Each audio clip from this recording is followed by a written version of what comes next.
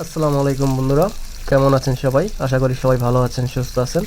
আজকে আপনাদের সাথে শেয়ার করব মাসালা ফিশ ফ্রাই রেসিপি। মাসালা ফিশ ফ্রাই রেসিপি তৈরি করতে শুরুতে একটা তেলাপিয়া মাছ নিয়ে নিছি। মাছটা আমরা ছুরি দিয়ে মাছ বরাবর হালকা হালকা করে কেটে নিছি, যাতে মশলা ভালোভাবে ভিতর পর্যন্ত চলে যায় এবং মাছটা ঠিকমতো ভাজা হয়। এক এক করে সব মশলা একসাথে ভালোভাবে মিশিয়ে নিব। শুরুতে হলুদ ফাঁকি, মরিচ ফাঁকি, জিরা ফাঁকি, লবণ, আদা বাটা, রসুন বাটা, রাঁধুনি মিক্স মশলা, ম্যাগি মশলা আর অল্প পরিমাণ তেল দিয়ে ভালোভাবে মশলাটা ভালোভাবে মাখিয়ে নিতে হবে।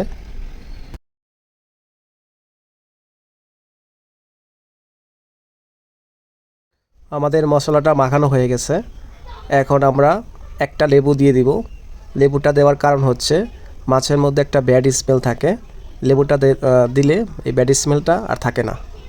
আমাদের ফিশ ফ্রাইয়ের মশলা একদম রেডি। এখন আমরা মশলাটা মাছের মধ্যে ভালোভাবে মাখিয়ে নিব, যাতে মাছের ভিতর পর্যন্ত মশলাটা ভালোভাবে লেগে যায়। মাছের মধ্যে মশলা যত ভালোভাবে লাগবে, মাছটা খেতে আরও বেশি সুস্বাদু হবে। আমাদের মাছের মধ্যে মশলাটা ভালোভাবে মাখানো হয়ে গেছে। 1 ঘন্টার জন্য মাছটা ম্যারিনেট করে রাখবো। 1 ঘন্টা পর মাছটা ভাজার পালা। শুরুতে একটা ফ্রাই প্যানে সয়াবিন তেল দিয়ে দিব। আমাদের তেলটা গরম হয়ে গেছে। এখন ম্যারিনেট করা মাছটা দিয়ে দিব আর মাছটা মিডিয়াম হিটে ভাজবো, যাতে পুড়ে না যায়।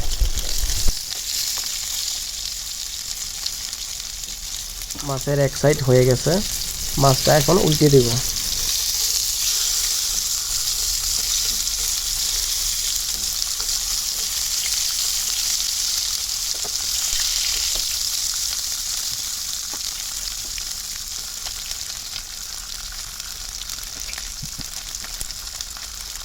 কিছুক্ষণ পর পর মাছটা উল্টে দিব, যাতে দুই সাইডই সমানভাবে হয়ে যায় আর মাছটা যাতে পুড়ে না যায়।